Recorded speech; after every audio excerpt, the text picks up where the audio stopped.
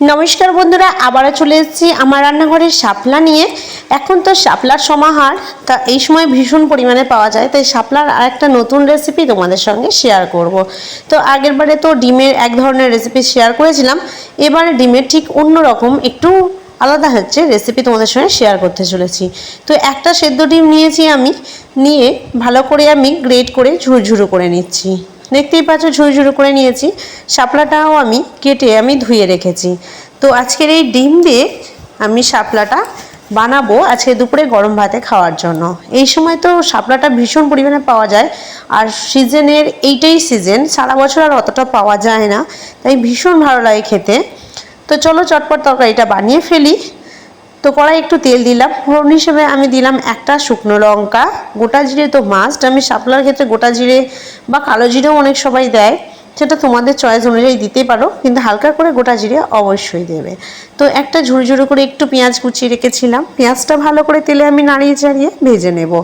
এরপর দিয়ে দিচ্ছি একটা কাঁচা লঙ্কা ফাটিয়ে, কারণ শাপলাতে বেশি ঝাল হলে ভালো লাগে না, তাই একটু মুখ মিষ্টি ঝাল পছন্দ। অনেক সময় চিনি দিয়ে রান্না করো, কে করো আমি জানি না, তো শাপলায় যতটা সম্ভব চিনি না দেওয়ার চেষ্টা করবে, কারণ চিনি দিয়ে তরকারি খাওয়াটা শরীরের পক্ষে একদমই ভালো নয়।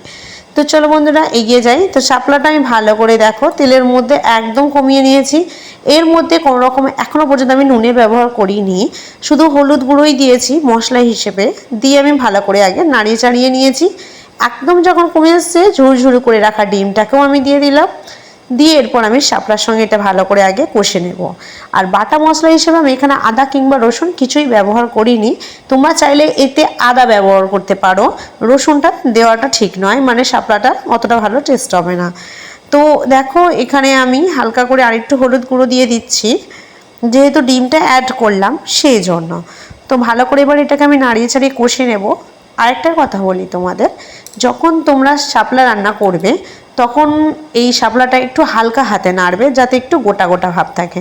তো কথা বলতে বলতে আমি দিয়ে দিয়েছি জিরে পাউডার আর একটু হালকা মরিচ পাউডার, মানে গোলমরিচের হালকা পাউডার দিয়ে ভালো করে নাড়িয়ে চাড়িয়ে অল্প সামান্য একটু জল দিলাম, কারণ এতে বেশি জল দিলে শাপলাগুলো একদম ঘেটে ঘ হয়ে যাবে, খেতে ভালো লাগবে না।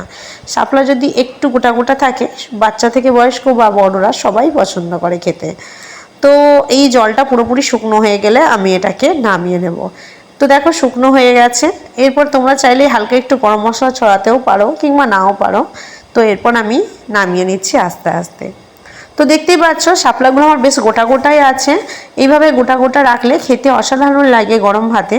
তো এই সময় তো শাপলার সিজন, তাই তোমরা দেরি না করে চটপট বাজার থেকে শাপলা কিনে আনো, আর একটা ডিমেই জাস্ট দুপুরবেলা গরম ভাত কামাল করে দাও। তো বন্ধুরা এই ছিল আমার আজকের রেসিপি ভিডিও, আমার আজকে দুপুরবেলার গরম ভাতের এইটাই রেসিপি। তো কেমন লাগলো ভিডিও অবশ্যই কমেন্ট বক্সে জানাবে।